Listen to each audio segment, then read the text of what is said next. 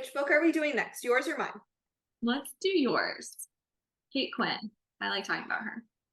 Kate Quinn, The Huntress, which I got from Courtney from Courtney for Christmas. This book is so good. It What did should. you rate it? Let's start out with that. What? What did you rate it? Oh, I gave it an A. It's so good. I really like it. It's well written and the story was very interesting. We're doing no spoilers, right? Because you're gonna read it. Yeah, for sure.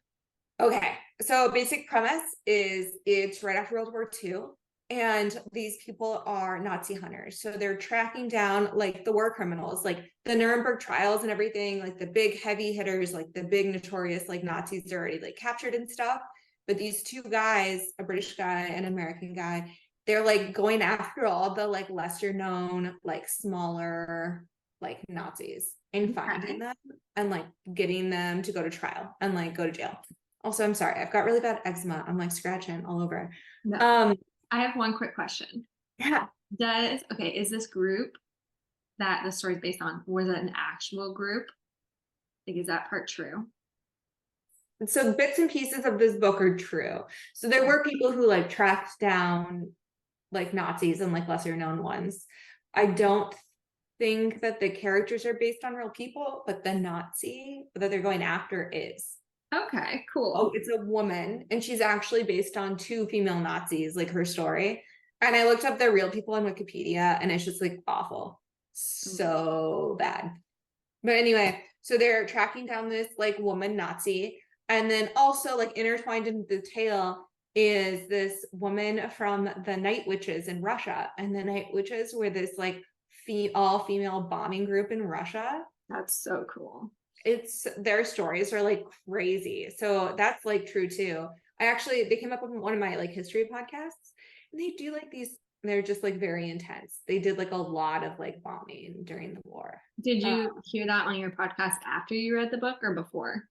Before, so I knew like who the Night Witches were and like a little bit of their story, but like not this much detail on like how hard their lives were and how they were just flying on almost like no sleep, like nonstop to get all the bombing done at night before it became light again, because they could get like I don't, they were the night bombing group, and so That's always did it at nighttime, and they'd like swoop in, they'd like take off and they'd get to their target, and they'd like swoop in and cut the engines so the Nazis couldn't hear them coming. And they'd bomb them as they glide by. And then they'd start their engines again. And then they'd fly back to their base, stop for a couple minutes, like have a cup of coffee while the new bombs were loaded on, and they go out and do it again. And they do it sometimes for like 20 times a night. I want to read more on them. They're That very, sounds really interesting. I've never heard of them before, the Night Witches. I love that name though. yeah. I feel like we should have named our YouTube channel that. The Night Witches, I know, I like it. It's very aggressive. Yeah. Um, So the story of like one of the women who was like a night witch was like intertwined too, because she like the Nazi woman like tried to kill her too. So she's like, So it was like personal. yeah. And so she's like helping them. She was like the only person who's like seen her face that's like still alive. So she's like the only one who can like identify her. So So in a couple of the Kate Quinn books I've read, it flashes back between like stories from the past and then like a present day timeline. Is that how this one's set up too? yeah, it is. That's cool. You know, Did you like like, oh, go ahead. I was gonna say, I feel like you know most of the story up front, but you get like bits and pieces of detail through like the flashback and stuff. But Mhm. Well, another thing I liked about her story in one of the books was that one of the characters presented at the beginning of the book like very, I would say like rough, hard, and like she'd gone through a lot of bad things in life. And then in the story, it flips back to her at the beginning to where she's like a very innocent, like young girl. And you just see her character like change and develop throughout the story, like flashing back and forth between the two. It's a really interesting aspect of the book. that is interesting. And you love a good character development. I do. I was talking with Katie the other day about Aylin's character development in Throne of Glass because she's reading Kingdom of Ash right now. And she's like, I'm like, it's so good. From like Aelin from book one to the end is just phenomenal to me. But I had another question about this book. Oh, did you like the main characters? Yeah, but there wasn't like they're all good, like good people, but there's none that where I'm like, oh my God, I'm like that person, you know?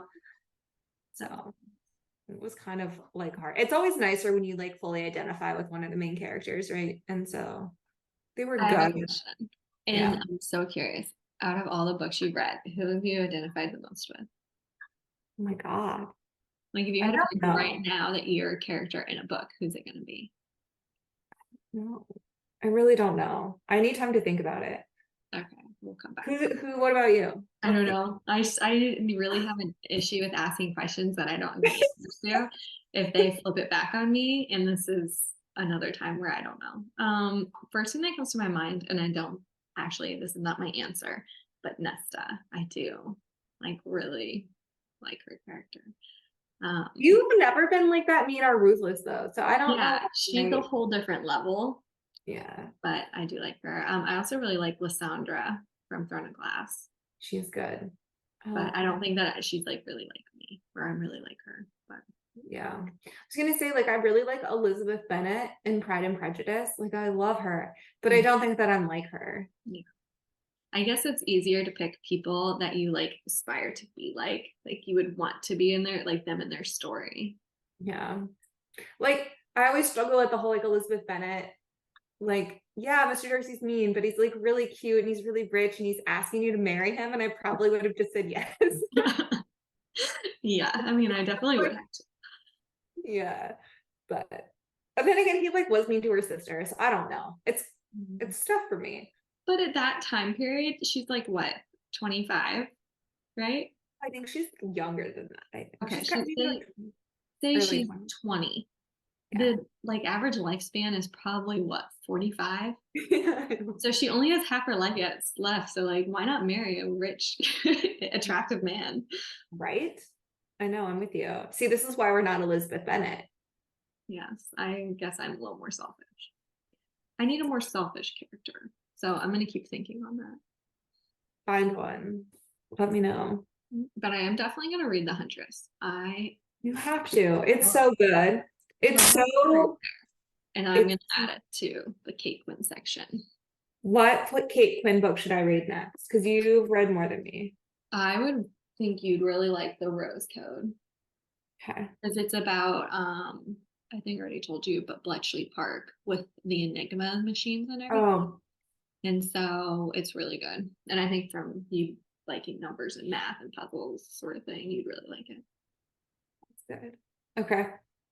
I'll buy it. I'll add it to my like 20, like it's number 20 on like my TBR list. I have way too many. Oh my gosh, same. Okay, cool. That's The Huntress. Yay.